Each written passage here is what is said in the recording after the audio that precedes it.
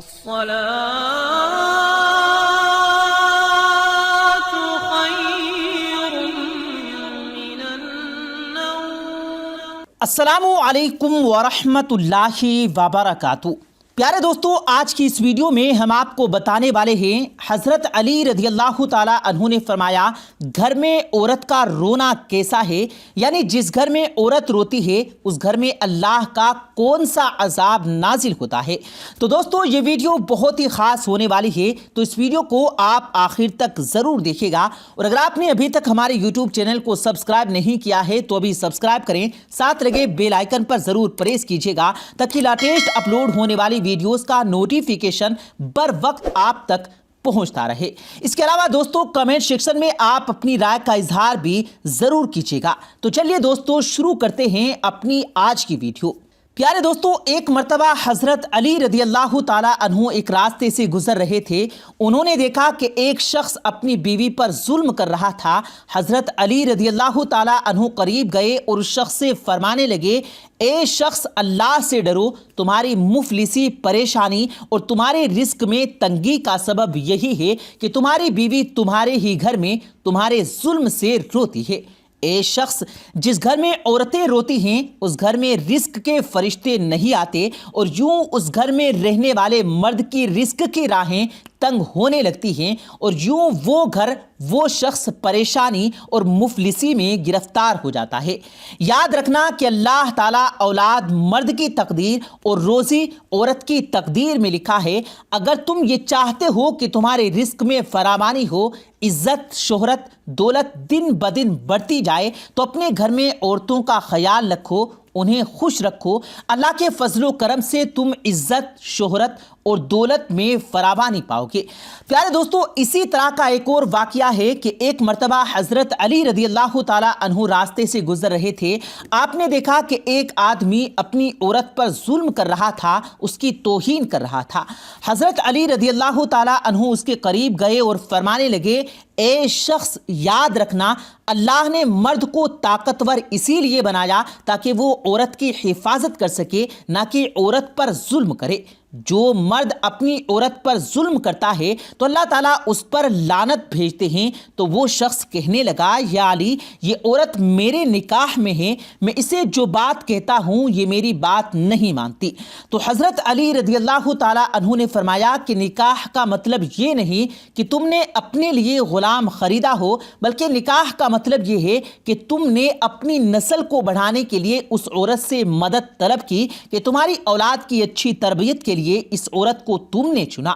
یاد رکھیں، جس سے مدد لی جائے اسے غلام نہیں سمجھتے، اور جو تمہاری اولاد کو پروان چڑھائے اسے حقیر نہیں سمجھتے، بلکہ اس کا تو شکر ادا کرنا چاہیے۔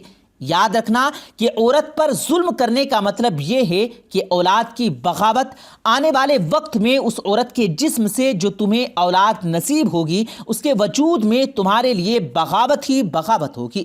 پیارے دوستو، اب ہم آپ کو بتاتے ہیں کہ عورت کی پہچان کیسے ہو سکتی ہے، یعنی پاک، صاف اور نیک عورت کی کیا پہچان ہے۔ تو حضرت علی رضی اللہ تعالی عنہ اس حوالے سے فرماتے ہیں کہ جب عورت اپنے شوہر پر ناراض ہو یا غصہ کرے تو اس پر اسے محبت سے یہ کہہ دینا کہ میں تو پوری زندگی اپنی تمہارے ساتھ بتاؤں گا، اور یاد رکھنا کہ اپنے گھر کی برائی وہ کسی کے سامنے نہ کرے، اور اپنی اولاد کی تربیت ایسے کرے کہ زمانہ اس پر فخر کرے۔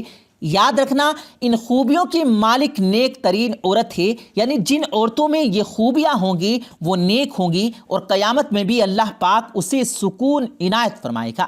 پیارے دوستو، اس روایت کے علاوہ قرآن و احادیث میں پاک عورت کی خوبیاں بیان کی گئی۔ یہاں ہم آپ کو نیک بیوی کی مختلف خوبیاں بیان کرتے ہیں۔ تمام لڑکیاں یہ بات یاد رکھیں کہ جب بھی نیک عورت کی خوبیوں کی بات ہوگی تو شوہر کی فرما برداری سر فہرست ہوگی۔ نیک عورتیں وہ ہیں جو فرما بردار ہیں اور اپنے شوہر کی غیر موجودگی میں اپنے مال کی حفاظت اور اپنی آبرو کی حفاظت کرنے والی ہوں۔ نبی کریم صلی اللہ علیہ وآلہ وسلم سے پوچھا گیا سب سے بہترین عورت کون سی ہے، تو آپ صلی اللہ علیہ وآلہ وسلم نے فرمایا وہ عورت کہ جب اسے شوہر دیکھے تو وہ خوش ہو جائے، اور شوہر جب اسے دیکھے تو اس کی فرما برداری کرے اور اپنی جان اور مال میں شوہر کا ناپسندیدہ کام نہ کرے۔ عورت کی محبت میں حقدار سب سے زیادہ اس کا شوہر ہے۔ اس کا اندازہ اس بات سے لگایا جا سکتا ہے کہ نماز عبادت کی سب سے اعلیٰ قسم ہے اور سجدہ اس کی چوٹی ہے، لیکن شریعت میں شوہر کا مقام اور مرتبہ واضح کرنے کے لیے اتنی اونچی مثال بیان کی گئی۔ سیدنا ابو ہریرہ رضی اللہ تعالی عنہ سے روایت ہے کہ نبی کریم صلی اللہ علیہ وآلہ وسلم نے ارشاد فرمایا اگر میں اللہ تعالیٰ کے سوا کسی اور کو سجدہ کرنے کا حکم دیتا تو میں بیوی کو اپنے شوہر کو سجدہ کرنے کا حکم دیتا۔ پھر آپ صلی اللہ علیہ وآلہ وسلم نے فرمایا اس ذات کی قسم جس کے قبضے میں میری جان ہے، عورت اپنے رب کا حق ادا نہیں کر پائے گی جب تک وہ اپنے شوہر کا تمام حق ادا نہ کرے۔ تمام مسلمان عورتوں کو یہ سوچنا چاہیے کہ جس رب نے مردوں کو 1 سے زیادہ اور 4 تک بیویاں رکھنے کی اجازت دی، وہ رب ہم سے زیادہ ہماری مصلحتوں اور ضروریات سے واقف ہے۔ یہ بات بھی درست نہیں کہ صرف اسی مرد کو دوسری شادی کرنی چاہیے جس کی اہلیہ بانجھ ہو یا کسی خطرناک مرض میں مبتلا ہو۔ ایسا نہیں، بلکہ اللہ تعالیٰ نے ہر مرد کے لیے جو 1 سے زیادہ بیویوں کے حقوق ادا کرنے کی طاقت رکھتا ہو اسے عام اجازت دی ہے۔ اس لیے جو عورتیں مردوں کے دوسرے نکاح میں رکاوٹ ڈالتی ہیں انہیں اللہ تعالیٰ سے ڈرنا چاہیے۔ مرد اور عورت کے باہمی تعلق کو مضبوط اور قائم رکھنے والی چیز دونوں میں باہمی الفت اور محبت اور ایک دوسرے کے لیے جذبہ، ایثار اور قربانی ہے۔ لیکن اگر کبھی کسی اس تعلق میں دراڑیں پڑنا شروع ہو جائیں تو اسلام اس کے لیے راستے بھی تجویز کرتا ہے۔ مرد کو طلاق کا اختیار دیا گیا، لیکن اس سے پہلے اصلاح احوال کے لیے گھر کا سرپرست ہونے کی حیثیت سے یہ ہدایت دی گئی اگر عورت مرد کے حقوق کی ادائیگی سے اجتناب کرتی ہے یا اس میں کوئی کمی پیشی کرتی ہے یا خود سری اور بغاوت پر اتر آتی ہے تو ایسی صورت میں اسے نصیحت کی جائے اور ہر طرح سے سمجھانے کی پوری کوشش کی جائے۔ اگر یہ طریقہ کارگر ثابت نہ ہو تو پھر عورت کو بستر پر تنہا چھوڑ دیا جائے، یعنی ایک ہی گھر میں رہتے ہوئے اس سے تعلق توڑ لیا جائے۔ یقیناً اللہ رب العزت کی ذات نے جو ترقی بتائی ان میں ہمارے لیے بڑے ہی فائدے ہیں۔ اگر یہ نسخہ بھی کارگر ثابت نہ ہو تو پھر ہلکی پھلکی مارنے کی اجازت دی گئی ہے، لیکن چہرے پر مار کا اثر ضائع نہ ہو، یعنی چہرے پر اس کا نشان آپ کو نہ دکھے، اور ایسی ضرب جس سے ہڈی ٹوٹ جائے یا زخم آ جائے اس کی بھی ممانعت ہے۔ یہاں مارنے سے مراد دراصل ایسی ہلکی پھلکی سزا ہے جو عورت کی انا کو مجروح کر کے اصلاح کی طرف مائل کر دے۔ جو لوگ اس اجازت سے ناجائز فائدہ اٹھا کر عورتوں کو گالی گلوچ اور زد و کوب کرتے ہیں وہ اللہ اور اس کے رسول صلی اللہ علیہ وآلہ وسلم کی نظر میں انتہائی ناپسندیدہ لوگ ہیں۔ ایک حدیث مبارکہ کا مفہوم کچھ یوں ہے کہ تم میں سے جو لوگ اپنی بیویوں کو مارتے ہیں وہ ہرگز اچھے لوگ نہیں۔ آخری چیز جس کی ہدایت اس کے بعد کی گئی وہ یہ ہے کہ مرد اور عورت دونوں کی طرف سے منصب مقرر کیے جائیں جو اللہ تعالیٰ کے خوف کے ساتھ دونوں فریقوں کے دلائل سننے کے بعد حق اور انصاف کے مطابق فیصلہ کریں۔ کسی مرد کو یہ اختیار نہیں دیا گیا کہ عورت کو لٹکائے رکھے، نہ طلاق دے اور نہ ہی اس کے حقوق ادا کرے۔ یاد رہے کہ جو لوگ ایسا رویہ اختیار کرتے ہیں وہ سخت گناہ کے مرتکب ہوتے ہیں۔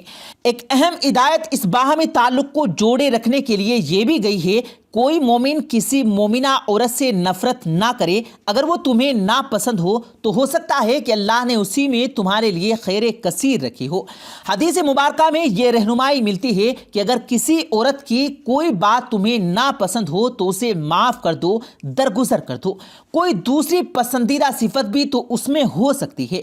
مرد اور عورت دونوں کو یہ بات سمجھنی چاہیے کہ کوئی بھی انسان جو ہے وہ کامل نہیں ہو سکتا، انسان خطا کا پتلا ہے۔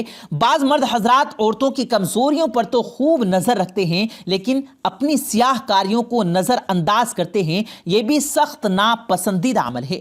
اس لیے عورتوں کا ہر طرح سے خیال رکھیں اور عورتوں کو بھی چاہیے کہ اپنے شوہر کی فرما برداری کریں، ان کا ہر طرح سے خیال رکھیں۔ پیارے دوستو، امید کرتے ہیں آپ کو آج کی ہماری یہ ویڈیو ضرور پسند آئی ہوگی۔ اگر آپ کو یہ ویڈیو پسند آیا ہو تو اس ویڈیو کو دل سے لائک کریں اور زیادہ سے زیادہ لوگوں تک اس ویڈیو کو ثواب کی نیت سے شیئر کریں، اور اس ویڈیو کے بارے میں آپ کی کیا رائے ہے کمنٹ سیکشن میں اپنی رائے کا اظہار ضرور دیں، اور مزید اسی طرح کی روز کی ویڈیو پانے کے لیے ہمارے چینل کو ضرور سبسکرائب کریں۔ ملتے ہیں پھر ایک نئی ویڈیو کے ساتھ، تب تک کے لیے اللہ حافظ۔